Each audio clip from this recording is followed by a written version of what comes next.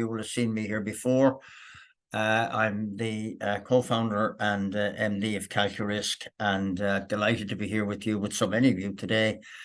We were curious when we started the how-to series, to know if anybody was interested. You have a degree of experience across the community, I suppose, that joins these webinars, and I suppose we thought it might be interesting to do some refreshment, to take a little bit of a look back at the basic stuff. But some of you will be new to it, and some of you who've hugely experienced probably know as much, if not more, than I do about the whole thing. So on that basis, I'm going to proceed, and there's a Q&A session at the end, if anybody wants to do that, but I'm going to try and get this done inside 15 minutes, the target. Many of you will know about us. I won't linger on it. We will send out the slide deck. Maria will send out the slide deck when we're done, and access to the recording. And the how-to series, we're looking at 6, and this is the first of those: how to identify and analyze a risk. Always useful to go back to a definition of what is a risk, and it's the effect of uncertainty on objectives, and that's from the ISO 31000. The 31000 standard. It's described variously, but it's pretty much always around the same thing: the effect of uncertainty on objectives. Somebody will add in the achievement of objectives, but basically that's what it is. Now, I'm looking here at the risk management process, and where this is, again, from the standards, it's fairly typical stuff. And initially, we're going to look at the risk identification, the risk analysis, so the key pieces in the white space in here. And in order to do anything, probably, we start with a set of definitions. The objective sometimes, so rather than go through all of these, as I said, they'll be shared. A couple of the key things, though: the objectives, the focus on the objectives is important, because you always need to know how it impacts, how a risk impacts something that's important to the business. Talk a little bit about the what matters in a minute, but always interesting or important as well is to establish a context. So the circumstance in which the risk, or the risk assessment, or the process of managing the risk is to be achieved. The others are fairly straightforward. The likelihood, sometimes described as frequency. The consequences, sometimes described as impact. But again, you get the idea. We talk a lot about what matters. And really what this means is, what is lost if an event, an occurrence, a risk materializes? And there may be more than one. There probably will be more than one. But there needs to be a focus at the outset to say, what's the principle, the most significant, what matters to the organization that will be impacted as a result of this risk materializing? And we've got a process that does an alignment exercise with the what matters and the objectives and the KPIs. And some of you will be familiar with the risk criteria as well. Basically, that alignment helps to inform where the risk sits, how important it is, and the degree to which it needs to be mitigated. So I just wrote a risk statement here, and because the community here is from different sectors, different organizations, and different geographies, I try to get something that might be common. And a fire risk is always one of those that's common to everybody. Pretty much everybody has some kind of premises or some kind of building. And I've described it here as the risk of damage to the business arising from the loss of a key facility as a result of a fire, which is straightforward enough, probably a little bit lengthy, but the truth is it's a number of risks. So you're looking at damage to the business, which is a big thing. You're looking at loss of a key facility, again, significant. And now you're looking at the down to the core of the risk. Well, what is the risk? Where do you mitigate this damage to the business, this loss of the key facility?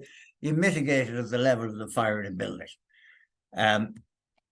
So what we've taken here is And I point out two things. So the source, risk source and risk consequence. And you're beginning now to look at in the prior to the detailed assessment of how to mitigate the risk, you're looking at where's your starting point. So if you are looking at something that could cause death or serious injury, the loss of a service, whatever that might be, get those consequences into the detail of your risk description. Also, the source is useful to put in there.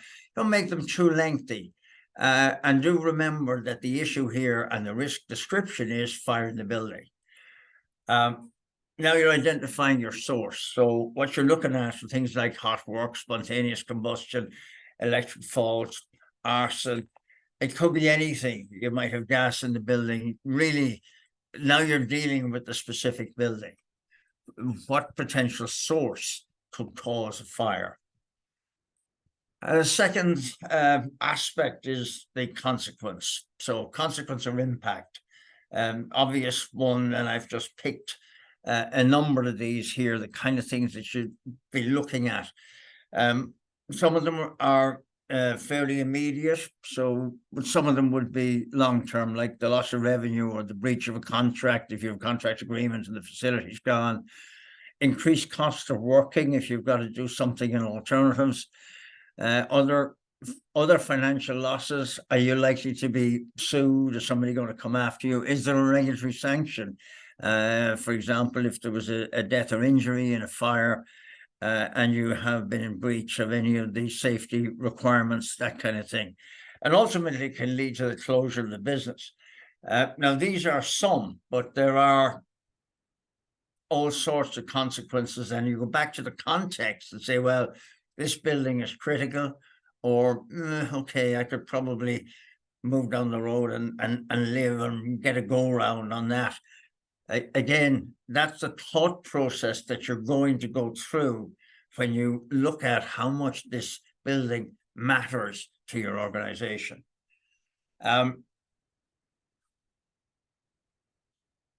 Inherent risk is one of these conceptually difficult things. So it's a risk with no controls. So you've identified the risk and you're looking at it and say, well, I need to put a value on it, to put it somewhere on a grid where I can make comparison and begin to report, and obviously assign resource to mitigation if the numbers are too high. But when you're thinking about your starting point, you need to be thinking about no controls. If I had no controls in place, no fire alarms, nothing in place, what would this do to my business? And it's on a 5x5 scale in the standards, and you have two things. You've got consequences here and likelihood or frequency. Consequence, as I say, often move with or often described as impact. And down here I've got criteria, the what matters. So basically fill in this grid in your, have the grid in your head. And describe what a 5 is. If you start to describe what a 5 is and work back to a 4, 3, 2, 1. So anybody who comes to the risk assessment, particularly when they're stating the inherent value, they know what they're looking at for comparison purposes. They know the extent of the potential loss. They know the scale of the risk should this particular described event with the source and consequence, if that were to materialize, what would be the impact on the organization? The next part of the process is to identify the controls. I described here as the controls in place. What you're doing now is either using something like, we have knowledge bases, many of you will know, and we've gone through a whole lot of processes that give us a lot of information about the controls that potentially could be in place, and they're developed as options. But basically, what you're doing is you're brainstorming, you're learning from experience, you're talking to people, you're about finding out, well, what do I need here to reduce the likelihood and the consequence. Some controls will contribute to the reduction of both. Some of them would be specific. and would only reduce the likelihood, and some will significantly reduce the consequence. For example, a fire alarm in any building alerts people to the fact of the fire. It can't alter the fact of the fire, but it reduces the consequence by getting people out, getting the fire service on earlier, getting all of those things. So it is basically reducing consequence. And the other ones, the things that prevent the fire from happening at the outset, the good housekeeping, the no smoking, hot work permits, etc., they are the things that reduce the likelihood. In training, one of the things that I often use as an example is a head-on train crash. No matter what you do, you can't reduce the consequence of a head-on train crash. So what the people who run trains like Aaron here would focus on the likelihood and do everything they can to make sure that the event can never occur. So they're very much over on the right-hand side of the bow tie, focusing on the likelihood. That doesn't mean they don't have plans in place for what happens if the event materializes. The same with a fire. Principal focus is on the likelihood, but you can reduce the consequence, and it's important to do both in identifying potential controls. So you wind up having an inherent risk value with a likelihood and a consequence, which are multiplied to give you something you can put in a register. It gives you a starting point on a 25 grid.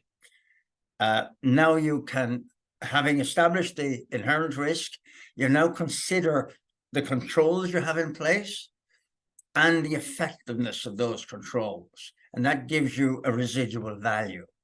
Now, you may not have all the controls in place. There may be things that are absent. There may be things that you don't have budget to put in. There may be things, you can identify them as absent controls. And what that gives you is it gives you a place that says, I have a value that says where I am today in terms of this residual value of risk. And I know some of the things that if I had budget, if I had time, if I had people, I could do to further reduce it. And they can be both consequential and in frequency issues. And that's a thought process that allows you to future improve your mitigation program. And don't be afraid to identify the controls and lapses. The other thing is effectiveness of the controls. So you need to be able to touch the controls with some regularity. It's like checking your fire extinguishers, making sure that they're up to date, having somebody patrol to make sure they're in the right place, making sure that the housekeeping is in good order. That is basically considering the effectiveness of the controls, and you should mentally rate that and change. If they're not in place, you need to take action. Somebody needs to take action, or you need to reduce or increase the value of your residual risk. Typical risk register. I put one up here with a fire in the building.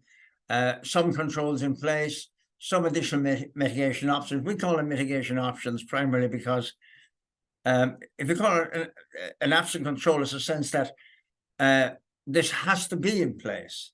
The truth is, the real world, things don't get mitigated that way. Probably fires, particularly fire stuff, anything that's regulatory needs to be in place.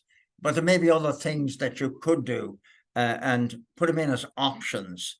If it's a requirement, it's mandatory, then it probably needs, or would have a must in it. It must be done. So you need a plan to have it done. We'll talk about that in the next session.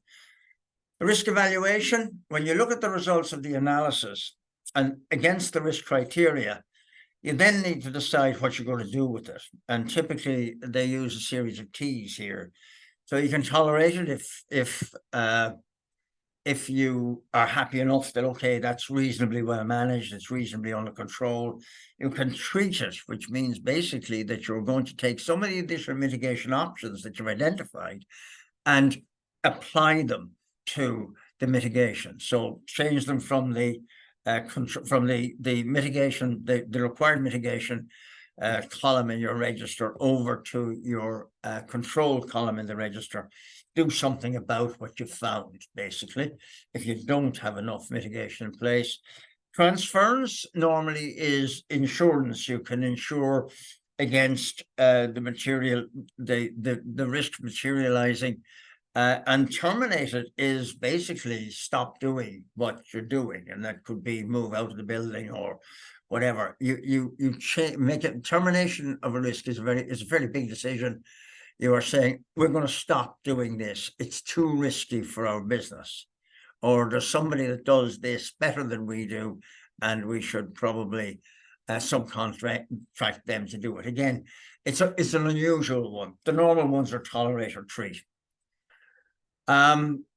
Identifying the gaps. Now this is a mitigation plan, and this is the second part of this series. So identify additional risk mitigation options we've talked about, and then implement. And I put a couple of dots after that, because to talk about how do you implement the additional mitigation options is the next one in the series, and it's to be continued. So I hope I've met the timeline.